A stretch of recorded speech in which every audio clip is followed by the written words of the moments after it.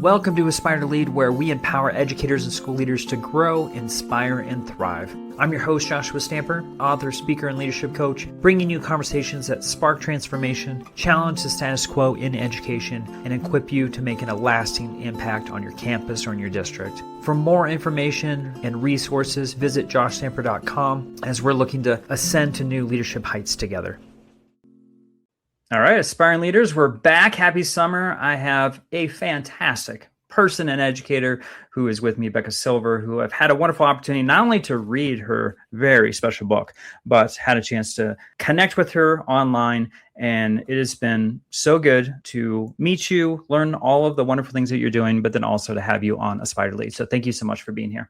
Thank you for having me. I'm really excited to hang out with you again. I love every time we talk. I feel like we laugh a lot and we share a lot. So I'm excited to connect with you again and talk all things resistance. Becca, I feel the same way. Like every time I get downright giddy to jump on a call with you because it's so easy to talk with you. And I feel like we are aligned in a lot of ways. And I think the audience is going to see that through our conversation. But before we jump in, because I'm super excited to talk about your wonderful book, The Resistance Solution, will you just share a little bit about your educational leadership background?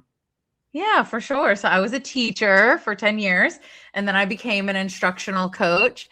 And from there, I was really like, there's something here about coaching, instructional coaching, that was missing. At the same time, I was getting trained in life coaching. And so I was like, oh, there's something about mindsets here that I wanted to bring in. And I started then leadership coaching out of that, and then started consulting. And so I've been traveling around the US and internationally consulting. First, I started consulting teachers 9 years ago, traveling around coaching teachers.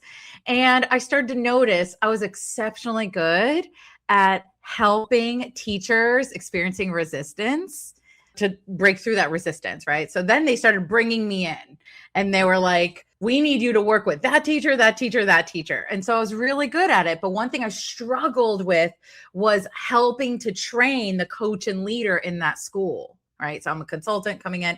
And so I developed this framework to transfer my knowledge, to transfer my skills. How can I train other people and helping them navigate and help their educators navigate the resistance to change? So that's what I do full time. I'm a resistance specialist and I travel around helping folks break the resistance and go beyond buy-in. That's awesome. Yeah, I was just telling you before we even pushed record that I wish I had this when I was a leader because I would have had it nearby because it's got not only the framework, but you also have these scenarios that are in here that kind of give you some brilliant ways as leaders can, work with our various teachers, because you're right. It's a mindset and it's something that needs to be developed over time. And it's not something that I remember learning about in my master's as going through that administrative training. And so a lot of our folks are just living through experiences, and it may fail or it might be successful. And so to have this resource available is wonderful. So in that, let's start at the baseline, right? Because we are starting the brand new school year for a lot of folks in just a couple of weeks.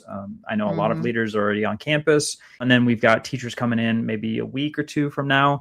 And then lo and behold, students are going to be here very, very soon. And with folks coming back, we have new initiatives that we want to implement. And so with that, we might see some resistance with that PD training or this address that you provide to your staff coming back. And so what are some signals that our leaders can see with our educators that may be unwilling to change? So let's step back, right? Because there's a couple things we're talking about. There's the external behavior of resistance and then the internal experience of resistance, right? I like to call it the what and the why. And so the what of resistance is we can actually look at different behaviors. And a lot of times we actually know we're like, oh, this is, we can call it things like hesitance or reluctance or outright pushback or avoidance. All of that goes under the bucket of resistance, right? And for me, resistance is a very neutral thing. Sometimes people get all like, oh, I don't call it resistance, I call it reluctance. I don't care what you call it. If we can name it, we can tame it. And so I call it all resistance to change. And so if someone is somehow avoiding the change, right, we're going to call it resistance to change. The next thing I want us to look at is internally, there's one cause of resistance, and that's unmet needs. Unmet needs. When folks have unmet needs within the change, they resist change But here's the thing. People will say some folks resist in some ways, but not others. Yeah, because there are different needs according to different changes, right? So when we ask ourselves, okay, all right, someone's resisting, it's due to unmet needs. How do I figure out what their unmet needs are? We can actually diagnose it, because what research shows us is that there are five needs that people have that they need to be willing to be empowered around change. And if they have any of those that are unsupported, we start to see resistance. So those five needs are: I have a need to find value in the change, value, meaningfulness, purpose, relevance. I have a need to feel I belong, like I'm part of this team and I trust you and I feel safe like in the messiness. I have to believe I can be successful in this change, self-efficacy. I have to believe that I can improve in a safe space and make mistakes. And I have to believe that I can actually make meaningful changes. I'm allowed to, and I have the agency to make meaningful changes. Those are the five needs. Well, I'm going to say, because you were talking about actions, you can actually see while you're presenting on this new initiative with their nonverbals that there's resistance. Yes. They don't need to do anything really, except for some of the looks or, some of the mannerisms, or they cross their arms, some of those things too. I think a lot of leaders are probably sweating it as they have the microphone in that cafetorium, if you will.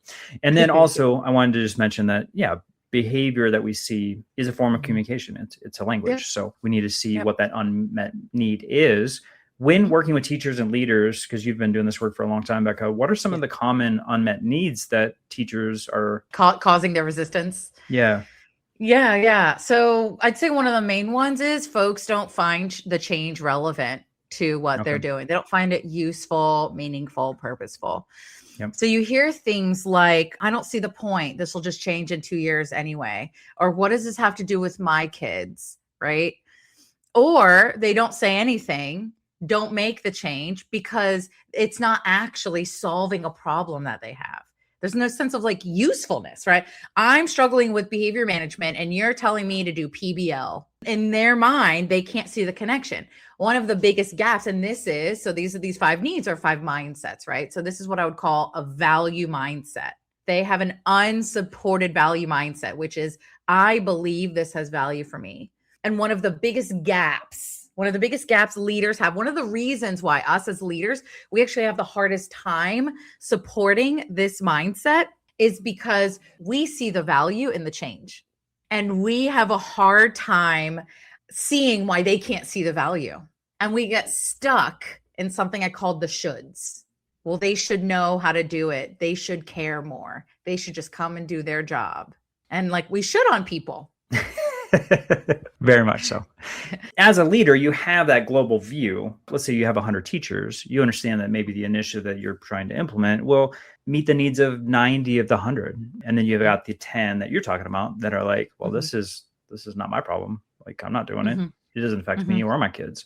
So as a leader, as a global, you have that umbrella of like, oh, well, this is going to hit the majority versus it's going to hit every single teacher.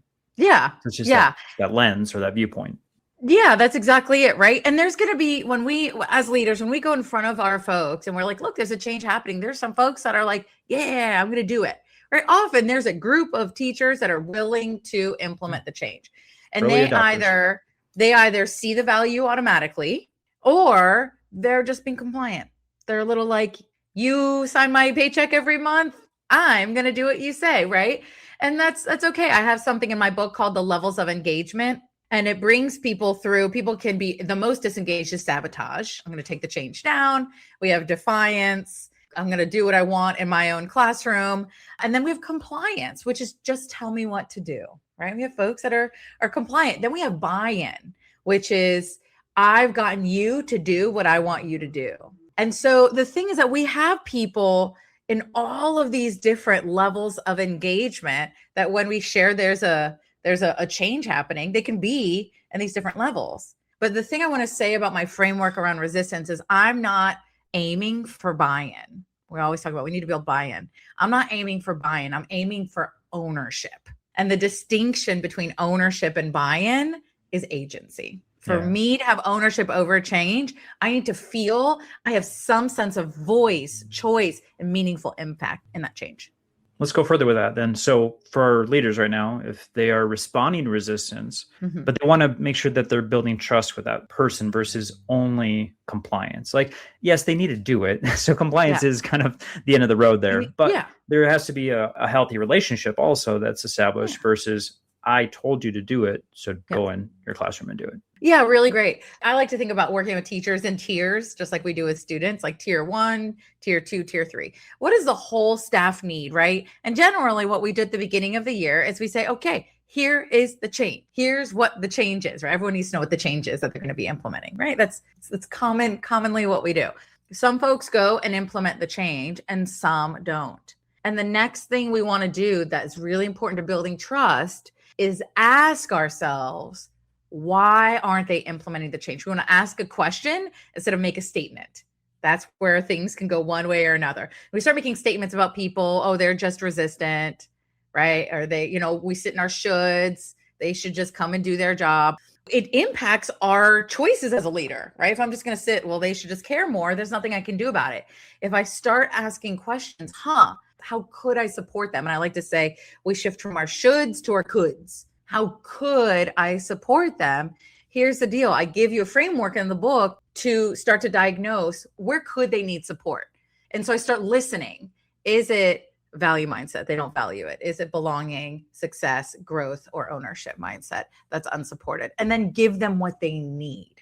So what about our leaders that are not very good about diagnosing? That's not a strength of theirs, right? They're trying to fight the resistance versus like what you're talking about, which is questioning, right? So what are some of the things that they can do to help tune into the needs of their teachers? And what are some of the key questions that they should be asking to help diagnose? Yeah, thank you for asking that. So I think in education, one of the every mindset that I have has a silent progress blocker. In other words, there's a reason why these mindsets can feel unsupported with our educators. And for the belonging mindset, that experience of belonging, the big progress blocker is our culture of niceness. So in schools, default, most of the time, we have this thing that already exists. We don't have to try to have it. The culture of niceness, where we have to be like nice to everyone, right? We call it being quote unquote professional, but really we're just glossing over what the actual issues are. And so what happens in our culture of niceness is we step over something that teachers say that's actually really valuable. It's gold, but we try to gloss over it. And that thing is their complaints. We try to be like, get rid of their complaints as quickly as possible, right? Just look on the bright side or right. Or like try to give them a reason why they should believe in the thing. And I say, don't do that. Don't try to get rid of their complaints. Listen to them. We can listen. And this is one of the things that's hardest for us leaders and the most important. We can listen to understand someone without having to agree with them. And that's why it's so hard for us to listen to people's complaints. Often we don't agree with them. And it takes us putting our ego aside and to say, okay, I'm going to hear what you have to say. And I can repeat back, right? I can it's called looping for understanding. I can say, okay, what I heard you say was, ... Did I get that accurate? All right. Did I get that right? And they could say yes or no. I have now understood what you said, even if I don't agree with it. All of that to say, our complaints often in between them we can start to hear what their unmet needs are in those. Yeah, I love that piece. Can you talk about, you had the 3E success conditions. And I love this part of the book. Will you just share out those 3 conditions and why those are so important? For sure. So success mindset is one of the 5 mindsets that we need to be empowered around growth. And what success mindset is, I believe I can be successful. And what the academics call that is self-efficacy. So to build self-efficacy, what I did is I gathered all the research. Bandura, my buddy, he died recently, by the way. Okay, sorry. Oh, good. Yeah, like a few years ago. But you think sometimes these researchers are like a million years old, but like, I don't know, 2022 or it was recent. Sorry. I got real close to Bandura. I read all his research. And we're 16 minutes in, Becca. For us to not have a squirrel moment already is actually pretty, we need to pat ourselves on the back, because if someone was to look at our conversations before, we had quite a few squirrel moments. I love it. We did do great. So Bandura, right? So I gathered all this self-efficacy research, right? How do we build it? I put it all together and I discovered there was this major pattern. We don't need all three of these areas to be supported to believe we can be successful, but they're a toolbox. So the three ways we can build someone's ability to believe they can be successful is one of the E's is environment. We can make the environment supportive and safe to learn. And what that could look like is me as a leader, I'm doing something with you, or as a coach, doing something with you to help you along, right? It's safe. It's safe to mess up. It's safe to try new things. I'm going to co-plan with you. I'm going to give you feedback. I'm going to model, right? So there's all these like different ways that I can create an environment where it's safe to fail and eventually be successful. So that's one. The next E is exposure. So this is things like not just modeling, but seeing someone like me be successful. This is where I think the big mistake comes. Someone in our building is struggling with X, with doing the math mini lesson. And so we're like, okay, go observe Miss A, right? Who's the rock star teacher in the building, right? She's doing an excellent math mini lesson, right? The mistake is that teacher often doesn't relate to the rockstar teacher. They're like, oh, she gets the good kids. When in fact, we know she actually created the environment. The fact is, if we're going to create exposure for someone, they have to see someone like them doing that, okay, being successful. And so that could mean I'm modeling as the leader. It could be I see someone else, but they have to relate to that person and the children they're teaching. And the third one, which is by far the most impactful E, is evidence. So we can do things to support educators in seeing evidence of success. And that can happen in a few ways. One is, I call it in the moment success. So we can have strategies like whisper coaching, where I, as the leader, or the coach, I'm in the back of the room and the teacher knows it and they're in the front of the room. We have an agreement that while they're teaching that lesson, I'm going to flag them down. I have a very unofficial system of like gesturing. Other coaches and leaders are much more suave, but I'm like, and I pull them during their lesson and whisper to them, hey, try this right now, right? So in the moment, I tell them what to do. And then they have success in the moment instead of what typically happens is I observe you, I give you feedback. I observe you, I give you feedback. I observe you, I give you feedback. And there's a lag, right? There's a space between these two. If someone has concluded they cannot be successful, I need them to be successful now in this moment. And the other piece to evidence that I cannot preach loud enough is make tiny tweaks, make small goals. And what often happens is when educators are struggling with believing they can be successful, or their kids, and it often sounds like these kids can't do it.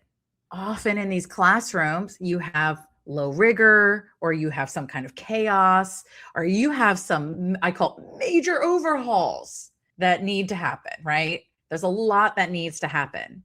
And it can feel counterintuitive to say, I'm going to make a small change instead of a big change because it feels urgent. But what research abundantly shows is the way we build efficacy, the way we build the ability to believe I can succeed is by making really small goals and small wins over and over and over again. Awesome. I want to talk about not only your book, which we've been touching on this whole conversation, but you also have a book study guide, which is a little bit different than what most folks have, because this is more about the facilitator training. So will you just share a little bit about that resource? Yeah. So this is, so what you have it in hand. So our YouTube folks can see it. Yeah. So this is what I discovered. People want to run book studies with my book, which is great. I'm like, yeah, do it. But what I realized is the book is a mindset shift in itself. And it's talking about helping other people shift their mindsets. So my commitment with book studies, what drives me nuts is people walk away inspired, but not empowered to do something different. I'm not here to inspire anyone. And I really want to empower leaders to be able to be action-oriented in their book study. We are reading this book so we do something different. So I've created a facilitator training. And I just ran one yesterday where folks from different districts came on and I run this virtual training, and it's Train the Trainer, where I train people how to listen for and facilitate a resistance solution book study so that mindsets and actions actually shift. This is a Train the Trainer transformational leadership model. Well, we're going to talk a little bit more about your services at the end, because I want folks to be able to connect with you, but then also to have you work with them. But before we do that, you're also a podcaster. You have a podcast called Coaching the Whole Educator. So why did you create that podcast, and what is that podcast going to provide them? Oh gosh. So I don't know if anyone actually asked me why I started that podcast. I started it over 4 years ago. Like, you never know what you're going to get with me. That's I know. This is really exciting. I started my podcast because I wanted a way to connect with people. And I found that the way I could connect easiest for people in a free way. So I like to talk clearly. And I was like, you know what? I'd much rather talk than write. So what I was committed to is getting folks exposure to my thoughts and what I'm up to, and be able to talk to other professionals like you. And so the best platform to do that was my podcast. And I really wanted a human-centered approach to coaching. I wanted to bring that to the podcast world. And so what I love is on my podcast, I get to talk to psychologists. I get to talk to like professors and learn about all the different elements, not just people in education, that can like support how we support the whole educator, right? Support whole humans in front of us. So that's why I started my podcast. And I also just like to talk to people. So that's why I started. And how can people listen to it? So here's the deal. The podcasts alternate. So there are, if you're interested in guest podcast, like you want to listen to me interviewing someone, half the podcasts are that, me interviewing. Half of them are me talking into a mic about what I know best. And in the last, I don't know, probably few months, like 6 months, it's been all about resistance. So I call them the Resistance Chronicles. And there's a bunch of episodes actually before that called the Research Rundown, where I would just geek out when I was writing my book. So again, it's just, the podcast is just a way I get to like process information and share what I'm learning. The 2 years I was writing my book, I was reading all this research. So I would hop on and record 5 minutes of what I'd be like, guys, you'll never believe what I found out. Right. So there's a bunch of research rundowns as well that alternate. That's like just 5 minutes of me geeking out about a research study I read. That's funny. So folks can be a fly on the wall of Becca's brain. I love that. Yeah. And then we'll make sure that the link is in the show notes for folks, because after you are finished with this conversation, I'd love for you to hop over to the Coaching the Whole Educator podcast and check that out with Becca. And so, Becca, I like to do this with all my guests because it's great that they are tuning in. Hopefully they're taking notes on everything you're talking about as far as questions and mindsets and whatnot. But as far as their specific leadership journey, if there's something to do tomorrow or next week to enhance it, what would you recommend? This is what I recommend. I recommend when you are someone experiencing resistance, right? The first thing is, and this is a side note here. In my language, I do not say resistant teachers. I say teachers experiencing resistance. And I've said it a bunch, but I haven't named it yet, because when we say that's a resistant teacher, we are labeling them and we're mentally keeping them the very way we don't want them to be. But when we say teachers experiencing resistance, we acknowledge what it actually is, which is an experience we move through. We're not stuck being this way. I'm not a resistant person. You're not a resistant person. And they're not a resistant person. It's just an experience they move through. So here's my suggestion, my advice. When you're talking to someone experiencing resistance and you're like, dang, this is resistance, I want you to ask yourself, what need or needs do they have that might be unsupported? That's it. Ask a question, get curious, and listen. Yeah, that's so important. Yeah, don't forget the listening piece. That's huge. All right, Becca, I want folks to be able to connect with you on social media. We've been flashing your website, but when they're on your website, we also share out how you support educators and leaders within your services. Yeah. So my website is thewholeeducator.com. And if you click on programs, you can get all the stuff that I do. I work with coaches and leaders all up and down. I work with statewide Department of Education leaders, and I work with superintendents, like any leader that is working with educators, I support. Okay. And I run professional developments. I run an academy that is it's the most impactful program that I have that has both coaching and professional development. And I also have that new facilitator training where you can, at a very low price, you can get trained the trainer. You can be an expert, a certified expert in the resistance solution. So all of that exists under the programs on my website. And you can also check out my podcast, Coaching the Whole Educator, as well as I'm on the major social medias. So Instagram, I'm at The Whole Educator, Facebook, The Whole Educator Community, and LinkedIn, I'm at Becca Silver.